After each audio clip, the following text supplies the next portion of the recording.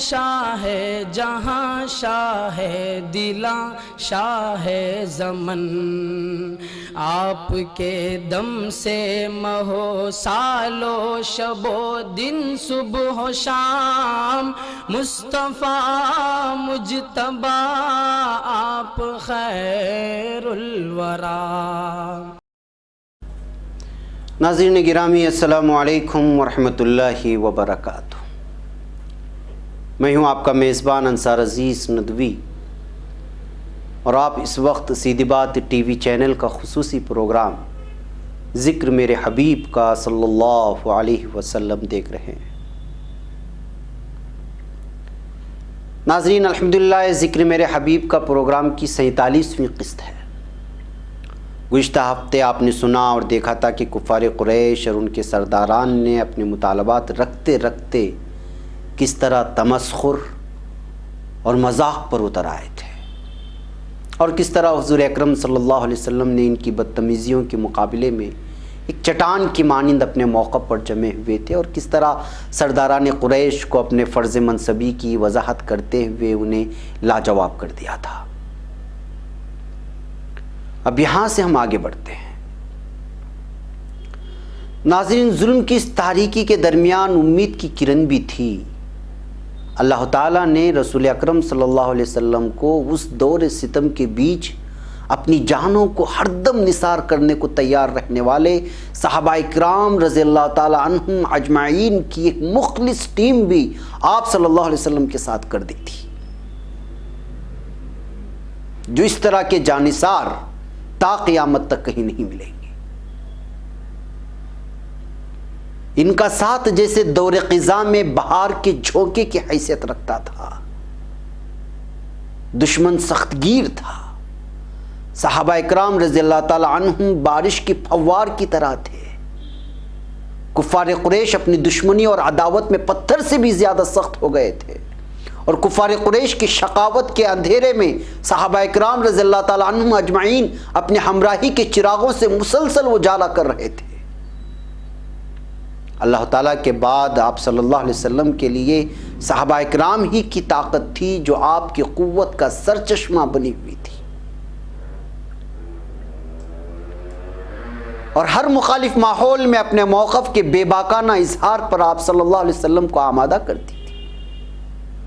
اسی لیے جب رسول اکرم صلی اللہ علیہ وسلم کے سامنے ظالم کفار سرداران نے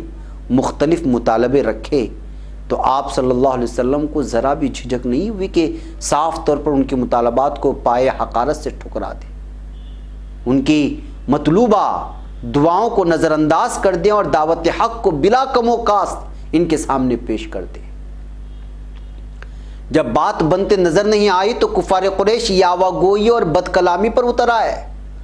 اور اسی طنز بھرے انداز میں کہنے لگے، کیا تمہارے رب کو اس بات کی خبر نہیں تھی کہ ہم تمہیں یہاں بلانے والے ہیں، تم سے مختلف سوالات کرنے والے ہیں، اور تمہارے سامنے کچھ مطالبے رکھنے والے ہیں؟ اگر تمہارے رب کو ان سب باتوں کا علم ہوتا تو تم کو سب کچھ پہلے سے ہی بتا دیتا، اور ان سوالات کے جوابات سے بھی آگاہ کر دیتا۔ اپنی بات کو واضح طور پر ان کے سامنے رکھنے کے بعد جب وہاں سے حضور اکرم صلی اللہ علیہ وسلم جانے لگے تو کفار نے آپ کو پھر سے چھیڑا اور تمسخرانہ لہجے میں کہا، اچھا سنو، جاتے جاتے یہ تو بتاتے جاؤ کہ جب ہم نے تمہارا کھلا انکار کر دیا اور تمہارے پیغام کو رد کر دیا تو اس کی پاداش میں تمہارا رب ہمارے ساتھ کیا کرنے والا ہے؟ یہ تھی وہ بکواس جو مسلسل کفاران قریش کی جانب سے کی جا رہی تھی۔ جب وہاں سے حضور اکرم صلی اللہ علیہ وسلم نکلے تو کفاران قریش بھی ساتھ چلنے لگے، جیسے حضور اکرم صلی اللہ علیہ وسلم کا گھیراؤ کر رہے ہیں۔ انہوں نے پھر زبان درازیاں شروع کر دی، کہنے لگے، ارے سنو، ہم کو تو خبر ملی ہے کہ یہ جو تم ایمان کی باتیں کرتے ہو اور دین کی تعلیم دیتے ہو وہ تو تم کو یمامہ کا ایک شخص آ کر سکھایا جاتا ہے جس کا نام رحمان ہے۔ یہ سب ان کی جانب سے کیا جانے والا مذموم مذاق تھا۔ پھر رحمان کے نام کی مناسبت سے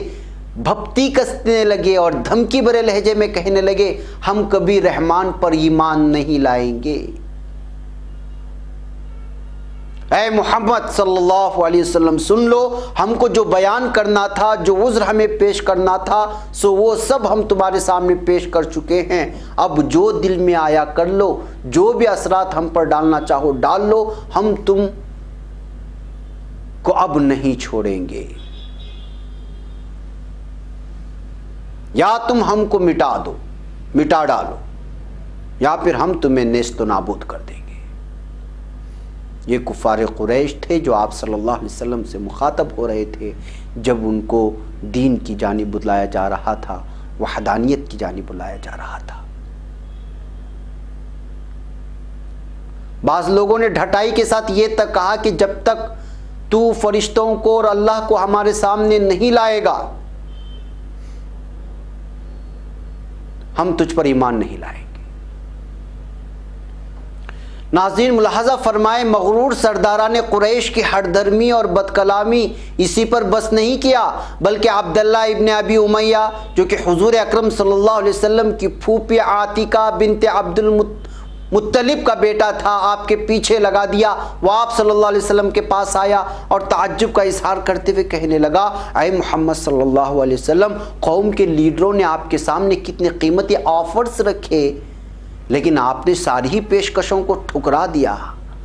اور کسی کو بھی قبول نہیں کیا بلکہ رد کر دیا، یہاں تک کہ خود آپ کی ذات کے لیے جو نفع بخش آفرز تھے ان کو تک آپ نے نظر انداز فرما دیا۔ اگر کم از کم آپ کی ذات کے لیے جو مفید آفرز تھے وہ تو کم از کم قبول کر لیتے تو کفار قریش کے نزدیک آپ کی قدر و منزلت بڑھ جاتی۔ اس نے مزید کہا، ایک مطالبہ سرداران نے یہ بھی کیا تھا کہ جس عذاب سے تم ہمیں ڈراتے ہو وہ عذاب ذرا لا کر تو دکھاؤ، لیکن حضور اکرم صلی اللہ علیہ وسلم نے عبداللہ ابن امیہ کو بھی مایوس کر دیا، جس کا نتیجہ یہ ہوا کہ وہ سخت جھلاہٹ کا شکار ہو گیا۔ اس کی اس جھلاہٹ کی تفصیل ہمیں سیرت ابن ہشام میں ملتی ہے، جسے ہم یہاں لفظ پر لفظ بیان کرتے ہیں۔ عبداللہ ابن امیہ نے جو کچھ جھلا کر برہمی کے ساتھ جن الفاظ میں کہا وہ یہ ہے، واللہ میں تو ہرگز آپ پر ایمان نہیں لاؤں گا، یہاں تک کہ آسمان کی اونچائی کو چھوتی ہوئی ایک سیڑھی بھی لگا کر اور مجھے ساتھ لے کر اس پر چڑھے اور مجھے سارے منظر بھی دکھائیں، یہاں تک کہ آپ آسمان سے ایک نوشتہ اور 4 فرشتے بھی لے آئیں جو آپ کی بات کی گواہی دینے والے ہوں، تب بھی میں آپ کی تصدیق نہیں کروں گا اور نہ ایمان لے آؤں گا۔ جھلاہٹ کی یہ ساری بھڑاس نکال کر عبداللہ ابن امیہ وہاں سے چلا تو گیا، مگر حضور اکرم صلی اللہ علیہ وسلم کو بہت زیادہ ملول کر گیا، غمگین کر گیا۔ نہایت ہی غمگین حالت میں آپ صلی اللہ علیہ وسلم گھر لوٹ آئے۔ جب گئے تھے تو کفار قریش کے بلاوے پر گئے تھے اور خیال کر کے مسرور تھے کہ اللہ کے پیغام کو معاشرے کے سرکردہ افراد سنیں گے اور دعوت دین کے لیے ان کے دل کھل جائیں گے، مگر سننا تو درکنار، آپ سے یہ لوگ مزید دور ہو گئے۔ اس کے بعد ابو جہل نے اپنی شقاوت اور دشمنی کی ساری حدیں پار کرتے ہوئے کہا کہ اے قریش کے لوگوں، محمد صلی اللہ علیہ وسلم ہمارے دین کو برا بھلا کہنے سے باز نہیں آ رہا ہے، ہمارے آباء و اجداد کو گالیاں دینے سے رک نہیں رہا ہے، اب بھی عقل مندوں کو بے وقوف ٹھہرا رہا ہے، ہمارے معبودوں کی شان میں گستاخی کرنے سے باز نہیں آ رہا اور ہمارے ہر آفر کا انکار کر چکا ہے۔ سن لو اے قریش کے لوگوں، میں آج یہ وعدہ کرتا ہوں کہ کل کوئی ایک بڑا سا پتھر اٹھاؤں گا اور جب محمد صلی اللہ علیہ وسلم سجدے کی حالت میں ہوگا تو پھر سر پھوڑ کر رکھوں گا، نعوذ باللہ تعالی۔ اس کے بعد تم چاہو تو میری حمایت میں کھڑے رہو یا دست بردار ہو جاؤ، مجھے اس کی کوئی پرواہ نہیں ہوگی۔ یہ ابو جہل کی زبان تھی۔ پھر اس نے کہا، بنی عبد مناف بھی مجھ سے جو سلوک کرنا چاہے کر لے، مجھے منظور ہے۔ اس دھمکی کو سن کر کفار قریش نے ابو جہل کو یقین دلایا کہ واللہ ہم کسی بھی قیمت پر تمہارا ساتھ چھوڑنے والے نہیں ہیں۔ چنانچہ ابو جہل دوسرے دن اپنے عہد کے مطابق ایک پتھر اٹھا لیا اور حضور اکرم صلی اللہ علیہ وسلم کے انتظار میں گھات لگا کر بیٹھ گیا۔ اس زمانے میں قبلہ جو تھا وہ شام کی جانب ہوا کرتا تھا، یعنی بیت المقدس کی جانب۔ حضور اکرم صلی اللہ علیہ وسلم جب بھی نماز پڑھتے تو رکن یمانی اور حجر اسود کے درمیان کی جگہ پر پڑھا کرتے تھے، اور کعبۃ اللہ کو اپنے اور شام کے درمیان کر لیا کرتے تھے۔ حضور اکرم صلی اللہ علیہ وسلم تشریف لائے اور معمول کے مطابق نماز کے لیے کھڑے ہو گئے۔ ابو جہل جو گھات لگائے بیٹھا تھا، اس کی کارکردگی کو دیکھنے کے لیے اور اس وقت کے متوقع واقعات کے منظر کو دیکھنے کے لیے کفار قریش بھی جمع ہو گئے تھے کہ دیکھیں گے کیا ہوتا ہے، اس لیے کہ ابو جہل وعدہ کر چکا تھا۔ ابو جہل جو گھات لگائے بیٹھا تھا، اس کی کارکردگی کو دیکھنے کے لیے اور اس وقت کے سارے واقعات کی منظر کشی کو از بخود دیکھنے کے لیے پورے کفار قریش جمع ہو گئے تھے۔ حضور اکرم صلی اللہ علیہ وسلم جب سجدے میں گئے تو حسب منصوبہ، حسب سازش ابو جہل نے پتھر اٹھایا اور آپ کی جانب بڑھا، مگر جیسے ہی قریب پہنچا تو اس پر ایک عجیب ہیبت طاری ہو گئی۔ وہ کفار قریش کی جانب ایسے بھاگا کہ جیسے اس کے اعضاء پاش پاش ہو گئے ہوں، چہرے کا رنگ سیاہ پڑ گیا تھا۔ ہیبت زدگی نے اس کے دونوں ہاتھوں کو جیسے شل کر دیا تھا، جو کام نہ کر سکے، یہاں تک کہ اس نے اپنے ہاتھ میں تھامے گئے پتھر کو پھینک دیا۔ کفار قریش جو یہ منظر دیکھ رہے تھے، ان پر بھی ایک انجانہ خوف طاری ہو گیا۔ ہانپتے کانپتے ابو جہل سے پوچھا کہ اے ابو الحکم، ابو الحکم اس کی کنیت تھی، یہ کیا ہو گیا تجھے؟ اچھا خاصا تو تھا جب پتھر لے کر محمد صلی اللہ علیہ وسلم کی طرف گیا تھا۔ خوف کے عالم میں اس سے جواب نہیں بن پڑ رہا تھا، پھر بھی اپنی سانسوں کو اپنی گرفت میں لیتے ہوئے کہنے لگا کہ میں نے جس طرح کا منصوبہ بنایا تھا اسی منصوبے کے مطابق محمد صلی اللہ علیہ وسلم کی جانب بڑھا تھا، لیکن جب قریب پہنچا تو میں نے محمد صلی اللہ علیہ وسلم کے اور میرے درمیان ایک اونٹ دیکھا۔ قسم خدا کی میں ایسے ڈیل ڈول والا اور ایسی گردن والا اونٹ اپنی زندگی میں کبھی نہیں دیکھا، اور ایسے دانت کبھی کسی اونٹ کے نہیں دیکھے۔ میں نے دیکھا کہ وہ مجھ پر حملہ کرنے کو آ رہا ہے، جیسے وہ مجھے کھانا چاہتا ہو۔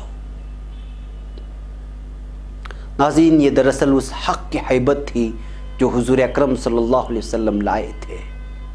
ہیبت حق کا یہ واقعہ سیرت کی کتابوں میں درج ہے، مختلف کتابوں میں درج ہے، مختلف حوالہ جات سے، جس کو پڑھتے ہوئے یا لکھتے ہوئے یا بولتے ہوئے رونگٹے کھڑے ہو جاتے ہیں۔ بہرکیف ناظرین، ہمارا وقت یہاں ہو چلا ہے، یہاں اپنے میزبان کو رکنے کی اجازت دیں۔ اگلے ہفتے انشاءاللہ دیگر کچھ واقعات کو لے کر آپ کی خدمت میں حاضر ہوتا ہوں۔ تب تک اپنا خیال رکھیں، اپنے اہل و عیال اور اپنے دوست و احباب کے ساتھ ذکر میرے حبیب کا صلی اللہ علیہ وسلم کے اس پروگرام کو دیکھیں، دوسروں کو دکھائیں، نئے افراد تک پہنچائیں، اس لیے کہ میرے اور آپ کے آخرت کا توشہ اسی میں موجود ہے۔ السلام علیکم ورحمۃ اللہ وبرکاتہ۔ آپ ہیں عالم کے آقا، آپ کا عالم غلام، آپ ہیں شاہ جہاں، شاہ دلاں، شاہ زمن، آپ کے دم سے مہو سالو شب و دن، صبح و شام، مصطفیٰ مجتبیٰ آپ خیر الورا۔